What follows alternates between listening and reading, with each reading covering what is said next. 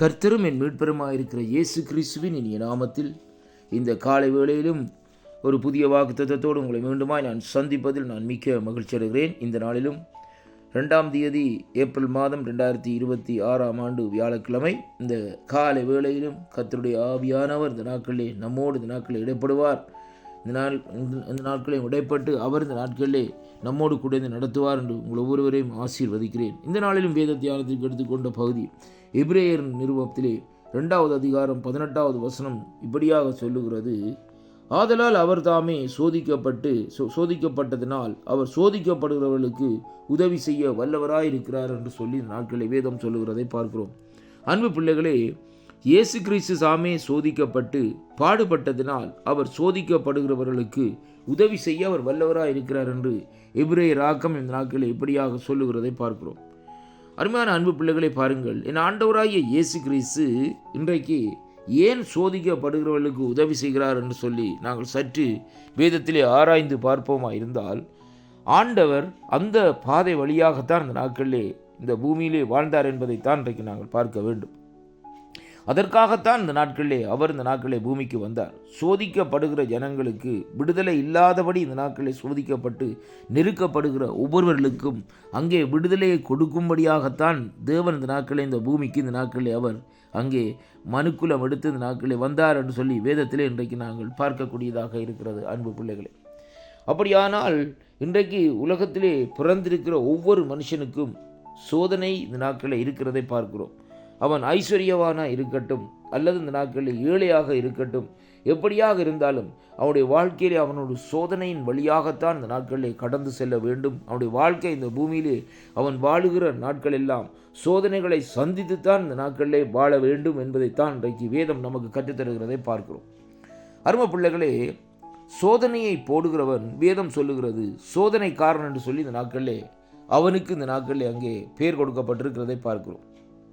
பொல்லாத சத்ருவானவன் ஜனங்களை வஞ்சித்து இன்றைக்கு சோதனைக்குள்ளே நடத்துகிறதை பார்க்கிறோம். ஜனங்களுடைய சிந்தனைகளை இந்த நாட்களிலே அவன் கட்டி வைத்துக்கிறதை பார்க்கிறோம். அருமையான அன்பு பிள்ளைகளே, இன்றைக்கு உலகத்திலே பாருங்கள், இன்றைக்கு என்ன காரியங்கள் இந்த நாட்களில் நடக்கிறது, ஏன் அங்கே யுத்தம் நடக்கிறது, ஏன் இந்த பிரச்சனைகள் இந்த நாட்களில் வருகிறதுன்னு சொன்னால், தேசத்தை ஆளுகிற அதிகாரிகளை, தேசத்தை ஆளுகிற அதிபதிகளை இந்த நாட்களிலே அவன் அதிபதிகளுக்குள்ளே பூந்து தன்னுடைய கிரிகளை நடப்பிக்கிற வேளையிலேயே அங்கே என்ன நடக்கிறது என்றால், அந்த தேசத்தின் குடிகள் சோதனைக்குள்ளாக இந்த நாட்களிலே தள்ளப்படுகிறதை பார்க்கிறோம். அருமையான அன்பு பிள்ளைகளே, இதுதான் இந்த நாட்களில் நடந்து கொண்டிருக்கிற காரியம். அதனாலே தான் இந்த நாட்களில் யுத்தங்களுடைய காரியங்கள், நோய்கள், பிரச்சனைகள், இப்படியான ஏதாவது ஒரு காரியத்தை அவன் இந்த பூமியிலே வாழுகிற ஜனங்களுக்கு இந்த நாட்களை போட்டுக்கொண்டே இந்த நாட்களில் இருப்பான். என் ஆண்டவராய் இயேசு கிறிஸ்து மத்தேயு சுவிசேஷத்தில் எடுத்து வாசித்து பாருங்கள். வேதம் சொல்லுகிறது அவர் இந்த நாட்களிலே சோதனைக்காரனால் சோதிக்கப்பட்டார் என்று சொல்லி பார்க்கிறோம். 40 நாட்கள் அவர் உபவாசம் இருந்து அவர் திரும்பின வேளையிலே அவன் காத்திருந்தான். அருமையான கர்த்தருடைய பிள்ளைகளே, எதற்காக?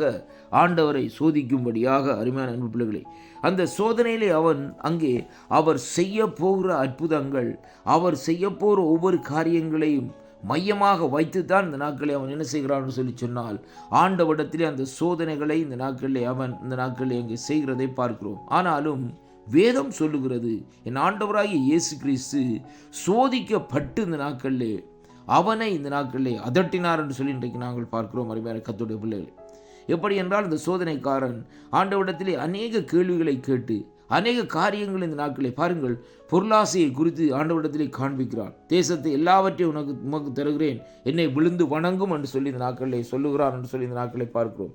ஆனாலும் கர்த்தர் அந்த சோதனையிலே இருந்து வெற்றி பெற்றது நிமித்தம்தான் இன்றைக்கு நாங்கள் சோதிக்கப்படுகிற வேளையிலே நம்முடைய வாழ்க்கையிலும் இந்த நாட்களிலே தேவன் நமக்கு வெற்றியை தர தேவன் வல்லவராய் இருக்கிறார் என்பதைத்தான் இன்றைக்கு நாங்கள் பார்க்கிறோம். ஆண்டவராய் இயேசு கிறிஸ்துவை நாங்கள் சொந்த இரட்சகராக ஏற்றுக்கொள்ளுகிற வேளையிலே நம்முடைய வாழ்க்கையிலே இன்னும் சோதனைகள் அதிகமாக அந்த நாட்களில் இருக்கும். ஆனாலும் அந்த சோதனைகள் மத்தியிலும் ஆண்டவர் நமக்குள்ளே இருந்து இந்த நாட்களிலே ஒரு பரிபூர்ண வெற்றியை பெற்றுக்கொள்ளும்படியாக அவர் தந்த ஆவியானவர் நமக்கு ஞானத்தை தந்து தப்பித்துக் கொள்வதற்கும் வழியையும் இந்த நாட்களை கற்றுத்தருகிறதை பார்க்கிறோம். அதனாலே அன்பு பிள்ளைகளை, சோதிக்கப்படுகிற வேளையிலே இந்த நாட்களிலே நீங்கள் சோதனைகளை சகித்து கொள்ளுங்கள். ஏனென்றால் உங்களுக்காக வைத்துக்கிற அந்த ஜீவ கிரீடத்தை இந்த நாட்களில் நீங்கள் பெற்றுக்கொள்ளும்படியாக இந்த சோதனைகளை நீங்கள் சகிக்கிற வேளையிலே தான் அந்த ஜீவ கிரீடத்தை பெற்றுக்கொள்ள முடியும் என்று கர்த்தருடைய வார்த்தை சொல்லுகிறது. இந்த வாக்குத்தத்தங்களை வாசிக்கிற, இந்த வாக்குத்தத்தங்களை தியானிக்கிற ஒவ்வொரு பிள்ளைகளிலும் இந்த நாட்களிலே சோதனைகளை நீக்கி இந்த நாட்களை கர்த்தர் சுகமாக்க வல்லவராயிருக்கிறார். கர்த்தர் தாமே ஆசீர்வதிப்பாராக. ஆமென்.